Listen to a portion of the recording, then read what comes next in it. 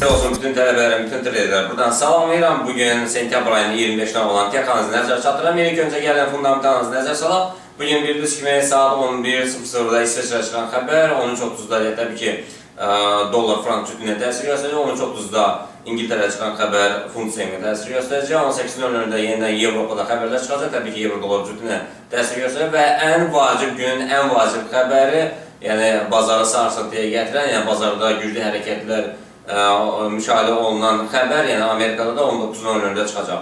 Gəlin, diqqətlə fikir verək, hər gün olduğu kimi, yəni bugün mən çalışmışam, ümumiyyətlə keçən həftən çalışmışam ki, bütün traderlər üçün daha asan qrafikdə daha asan ulaşsın eləyim, yəni ki, bütün rəqəmləri salıcılara görə bilsinlər ki, hansı rəqəmlərdə qiymət hansı istiqamətdə hərəkət edir. Yəni müqavimət dəstək xəttlərindən gördüyünüz kimi açıq aydın qeyd eləmişəm. Hal-hazırda gördüyünüz kimi euro dollar cütlüyündən söhbət gedir. Yəni euro dollar cütlüyündə ümumi tendensiya kiçik tendensiya gördüyünüz kimi hələ aşağı hərəkət edir.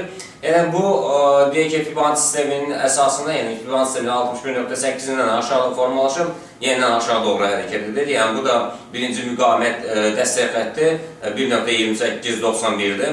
Yəni bunu gözləmək lazımdır. Təbii ki, bunu kəsəndən sonra yenidən ikinci dəstək rəqəmdən sonra əks aşağı doğru hərəkət edir. Əgər kəsə bilməsə, təbii ki, əks istiqamətdə hərəkət edir. Yəni məsləhət görərdim ki, bugün 10 punkt strategiyasını, yəni 1.2891-ə bütün traderlər sell stop əmrlərini yerləşdirsinlər və 10 punkt take profit qoysunlar. Təbii ki, deyək ki, əgər aşağı bu nöqtəni kəsərsə, yenidən aşağı doğru hərəkət edəcək. Yəni ikinci təsdiq rejimdən sonra yenidən deyək ki, əvvəlki minimum nöqtəsini 6-7 bunun aşağı kəsərsə, yenidən aşağı doğru deyək ki, 4 saatlı zaman etibarən fikir versə, İçimoku buludundan deyək ki, aşağı sərhəddindən toxunacaq. Bu da 1.2852-dir. Əks istiqamətdə isə deyək ki, yuxarı istiqamətlənməsi bu kiçik downtrendin yuxarı müqavimət xətti 1.2973-dür. Bunu yuxarı kəsərsə, ikinci təsdiq rejimdən sonra qiymət 1.3048-ə gedəcək. Keçək növbəti qrafikə. Növbəti qrafikdə funt dollar cütlüyündən söhbət gedir. Yəni burada həm euro dollar, həm funt dollarda, həm Fibonacci sistemi əsasında, İçimoku əsasında və Evsam osilyatoru haqqında söhbət açarıq. Yəni burada gördüyünüz kimi Evsam osilyatoru deyək ki, sıfırdan yuxarıda yavaş-yavaş formalaşır, yəni yaşıl çöplər. Yəni bu hələ ki, tam olaraq bu əməliyyatlarına siqnal deyil. Yəni gözləmək lazım ki, həcm biraz deyək ki, formalaşandan sonra təbii ki, bu əməliyyatlara siqnal ola bilər. Bu funt dollar cütlüyü gördüyünüz kimi Fibonacci sisteminin 90-cı nöqtəsindən yuxarıda formalaşıb və yuxarı qalxma ehtimalı ola bilər. İlk öncə bu fikirləşmək lazım, görmək lazım ki, diqqətlə fikir verin. İçimoku buludunun aşağı sərhəddindən toxunub, yəni burada yuxarı kəsərsə 1.6258, 1.6280 və 1.6308 olacaq. Yəni bugün üçün yuxarı qalxma ehtimalı real rəqəmlər 1.6258 və 6280-dir.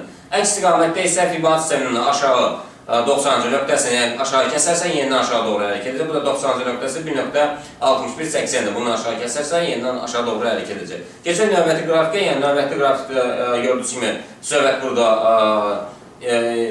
dollar, frankdan söhbət gedir. Yəni bu da saat 11:00-da çıxan xəbərlərin yəni bu təsir göstərəcək buna.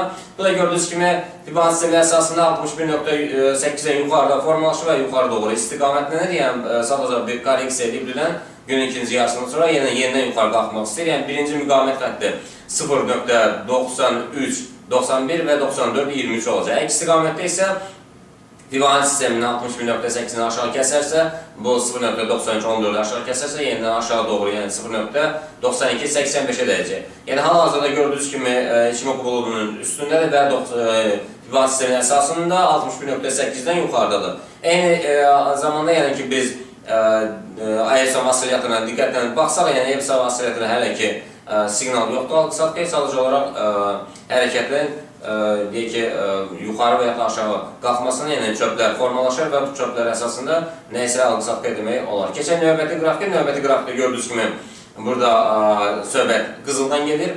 Yəni qızıl hal-hazırda deyək ki, Fibonacci sisteminin 61.8-ni aşağıda formalaşır.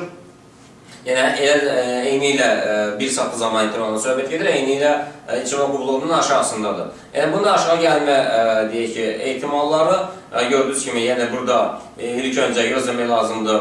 Yəni aşağı gəlmə birinci dəstək xətti 1755-41, ikinci 1734-82-dir. Əks istiqamətdə isə biz Fibonacci sisteminin deyək ki 61.8-ini göstərir, bu yuxarı kəsərsə, burada şam formalaşarsa, ikinci təsdiq edişandan sonra qiymət 1768-33, 1778-99 və 1752-32 olacaq. Keçək növbəti qrafikə, yəni növbəti qrafikdən biz neftə baxırıq. Neftdə də gördüyünüz kimi qiymət hal-hazırda Fibonacci sisteminin 50-ci nöqtəsindən yuxarıda formalaşıb.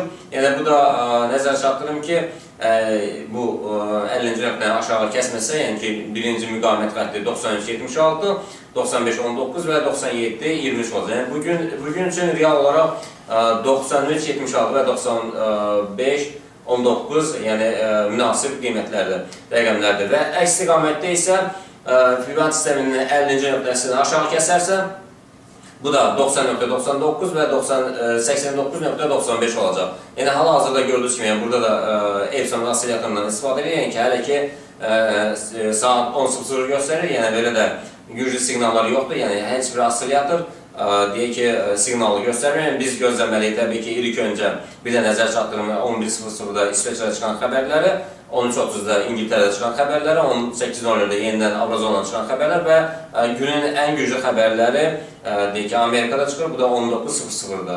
Diqqətli olun, çox sağ olun.